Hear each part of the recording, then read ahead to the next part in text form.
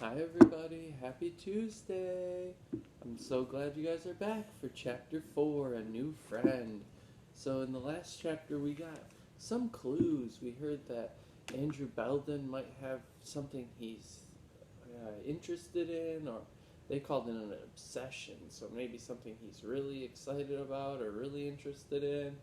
And then we kind of lost the Aldens. They were in the Everglades, and we didn't hear where their story ended. They're still there, so we're in the Everglades with the Alden children. Here we go. Chapter 4, A New Friend. A girl stood by the roadside, holding a basket. She was a little older than Jessie. Her black hair was in a ponytail, with red ribbon tied around it. She wore a white blouse and a full skirt, stitched of many patches. Yellow, red, and blue. "Hello," said the girl. "Welcome to the Miccosukee village. My name is Irene Ascola." "Hello," Henry replied. "We were looking for the ranger station." "It's a little further down the road," said Irene. "Won't you come have a cool drink?" "That's an excellent idea, young lady," said Grandfather. Benny was puzzled. "Where are we? This isn't a ranger station." Violet helped him guide his bike to one side. "We're at the Miccosukee village. Did I say that right, Irene?" Irene nodded, making her ponytail bounce. "We are one of 2 tribes who live in the Everglades. Our people live on a reservation in the glades. Some of us work at the cultural center here. We show tourists how we live and sell our crafts." Walking behind Irene, Henry read a sign that said, "Airboat rides, guided tours, snacks, crafts. Try our fry bread and our pumpkin bread." As they followed Irene, the Aldens introduced themselves. "I'm pleased to know you," said Irene. Inside the village, tourists examined patchwork vests, skirts, and shirts that were for sale. Others were sipping cold drinks and eating snacks. "We'll try some of your famous fry bread, too," Grandfather told Irene. Irene led them to an empty table. "I'll be right back." Soon she returned with cold drinks and slices of warm fried bread. Violet admired Irene's beautiful skirt. "I love your outfit." "Thank you." Irene twirled to make the skirt bell out. "My mother made it." "Do you wear those clothes all the time?" Jessie asked. Irene shook her head. "Not always. I wear jeans and t-shirts, too." "Tell us about your tribe," Grandfather urged. "By the way, the bread is delicious." "Thank you," said Irene. "Our tribe has lived in the Everglades for more than 100 years. We raise pumpkins, squash, and corn. I traveled to school on my father's airboat."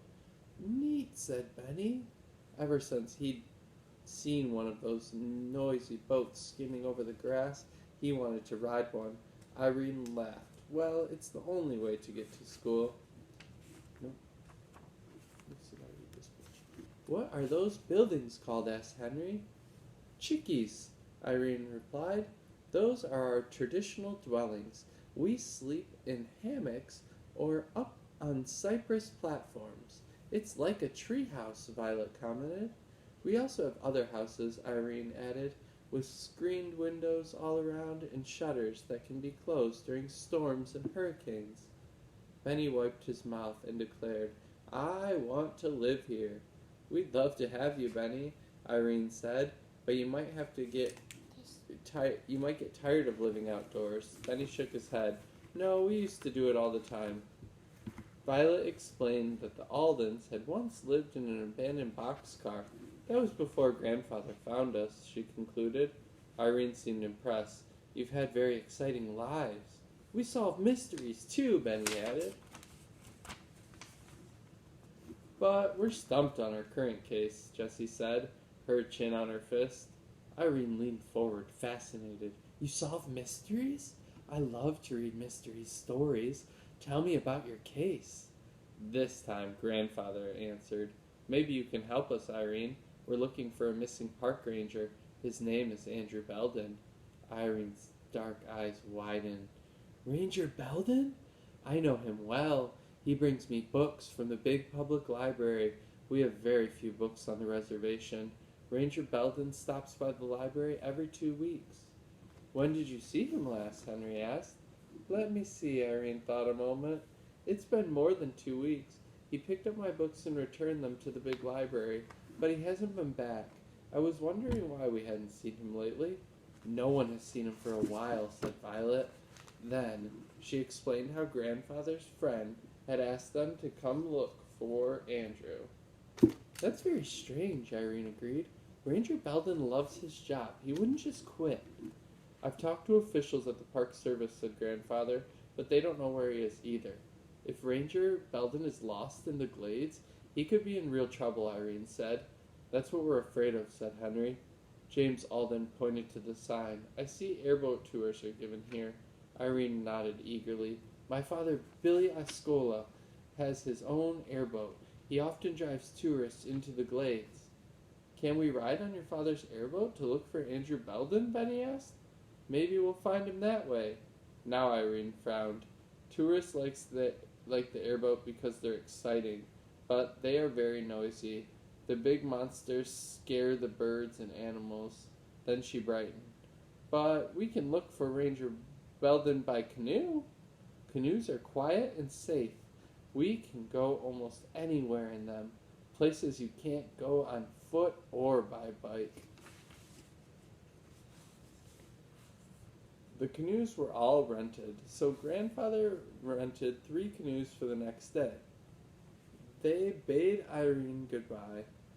Back on their bikes, the Aldens pedaled away from the Muskogee village to the ranger station, but no one there had heard from or seen Andrew Belden in several days. The Everglades National Park had employees and a dozen visitor centers, plus 3 there were feeding stations for the wildlife and campsites. Andrew could be anywhere. Grandfather and the children were hot and tired when they returned the bicycles to the Shark Valley entrance. They went inside the visitor center to cool off. The boys looked for the water fountain. Violet and Jessie walked to the front desk. When Melanie Harper saw Jessie and Violet, she frowned. Jessie strode up to the desk. Hi, she said cheerfully. Remember me? Jessie Alden. Melanie's glance was far from welcoming. You and your family still looking for Andrew Belden? He hasn't come into work. Has he called or anything, Violet pressed? Nope. Melanie didn't seem the least bit concerned. In fact, Jessie thought Melanie was a little bit too unconcerned. It almost seemed like an act. Jessie believed the girl was hiding something. Do you have any idea where Andrew went, or why he hasn't come back to work? It's just not like him to quit without telling anybody. Do you know what I think? Melanie said, leaning forward confidently. What? Jessie's heart beat faster. I think Andrew has let his obsession go just too far this time. His what? Violet asked. But then a flock of tourists breezed through the door. Melanie greeted them with a big smile and an Everglades map. Jessie knew the Park Service woman wouldn't say any more. Henry and Benny came over. What's up? Henry wanted to know. Sorry guys, I missed sharing this picture with you of Jessie and Violet talking to Melanie Harper, so I thought I'd share it really quick. Here they are. You can see some of the Everglade plants in the background and her kind of secretly talking to them, so there's that. We've been talking to Melanie, Violet replied. She said something strange about Andrew. What? Asked Henry. Jessie filled them in. Melanie said she thought Andrew had let his obsession go too far this time, and that's why he disappeared. Obsession? Benny said. What does that mean? It means that Andrew has been really interested in something, and that it takes up all his time, Henry replied. You know what I think, though? Henry added. Melanie is after Andrew's job. She's always here at the visitor center. She complained about having to do his work and hers too, said Violet. I bet Henry's right. Melanie wants everyone to know she's working so hard, so she'll get Andrew's job when he comes back. Jessie had been thinking. Melanie could be jealous. Of what? Asked Violet. Maybe he and Melanie were boyfriend and girlfriend. Maybe Andrew broke up with her. He could have met another girl he liked better, Jessie said. Henry understood where Jessie was going, and Melanie didn't like it, so she is doing everything she can to make him look bad. Grandfather came up just then. It's so hot. Why don't we go to a movie to cool off? We'll have to get an early supper and be all ready for our canoe trip tomorrow. Good idea. Benny swung Grandfather's hand as they left the center. Can we have key lime pie today? Do you know what that is? Asked Grandfather with a smile. No, but it's something everybody has here, said Benny. Any kind of pie was fine with him. The last out the door, Jessie turned to glance back at the front desk. Melanie Harper was watching them. Her blue eyes were secretive. Jessie was certain Melanie knew something she wasn't telling. Alright guys, I want you guys to make a prediction about, do you think Melanie and Andrew Belden were girlfriend and boyfriend? Do you think Melanie is jealous? Do you think Melanie knows more than she's telling us? Make your prediction about what you think Melanie knows and why she's not telling the Aldens about where Andrew Belden could be. Melanie seems like an important character, or at least she knows more than she's telling us. So I'd love to hear what you guys are thinking. And I look forward to seeing you guys all tomorrow on your Zoom calls. If you have any questions about your schoolwork or about the story, please bring them to the Zoom so we can have a good conversation. I look forward to seeing you guys. Have a great Tuesday. Bye, guys. Have a great day. Bye.